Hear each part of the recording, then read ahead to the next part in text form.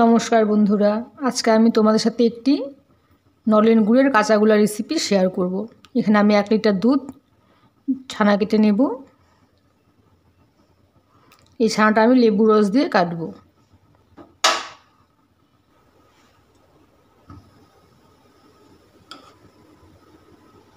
দুধটা একবার ফুটতে শুরু করলে এখানে আমি গ্যাসের চুলাটা বন্ধ করে দিলাম।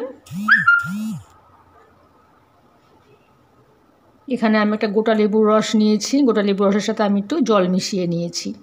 অল্প অল্প করে আমি লেবুর রসটা দিয়ে দিচ্ছি।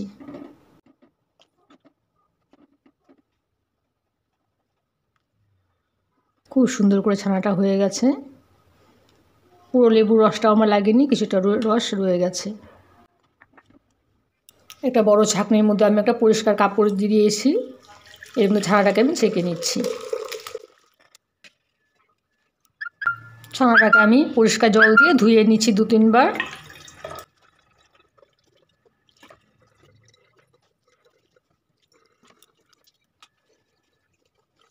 ছানা থেকে চিপে সবটা জল বের করে দিতে হবে।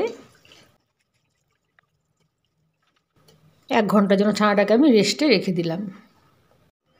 পনিরটা 1 ঘন্টা পর অনেকটা ঠান্ডা হয়ে গেছে। এখানে আমি নিয়েছি 1 কাপ মিল্ক পাউডার, নিয়েছি 1 কাপ নারকেল কোড়া আর নিয়েছি খেজুর গুড়। পনিরটাকে প্রথমে আমি ভালো করে মিশিয়ে নিচ্ছি।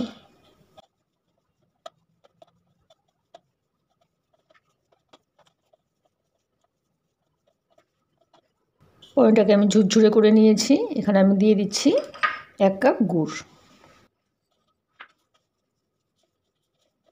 দিয়ে দিচ্ছি 1 কাপ নারকেল কোড়া,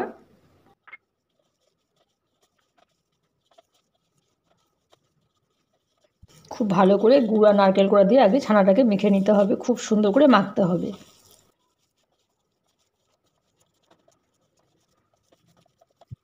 নারকেল আর গুড়ের সাথে পনিরটাকে ভালো করে মেখে নিয়েছি। এখানে আমি অল্প অল্প করে মিল্ক পাউডার দিয়ে দিচ্ছি।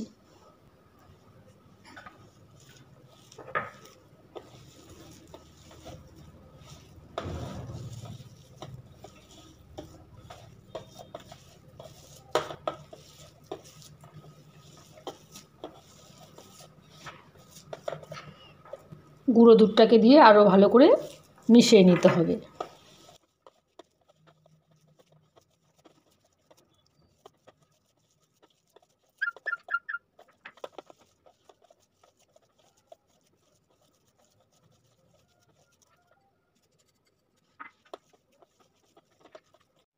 গুঁড়ো দুধটা দিয়ে আমি খুব ভালো করে পনিরটাকে আবারও মেখে নিয়েছি। আধ ঘন্টার জন্য আমি পনিরটাকে ঢেকে রেখে দিচ্ছি। আধ ঘন্টা রেস্ট দিতে হবে।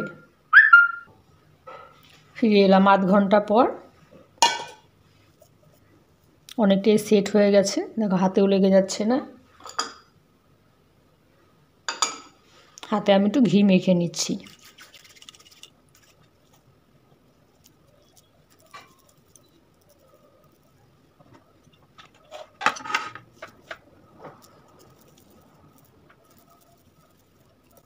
কাঁচা গোল্লা, তাই এটা 1 দিন রেখে খেতে পারবে। ফ্রিজে অবশ্য 2 দিন রেখে খাওয়া যাবে, কিন্তু 1 দিনে এটা খেয়ে নিতে হবে। কারণ সবই কাঁচা, এখানে কিছু জাল দেওয়া হয়নি।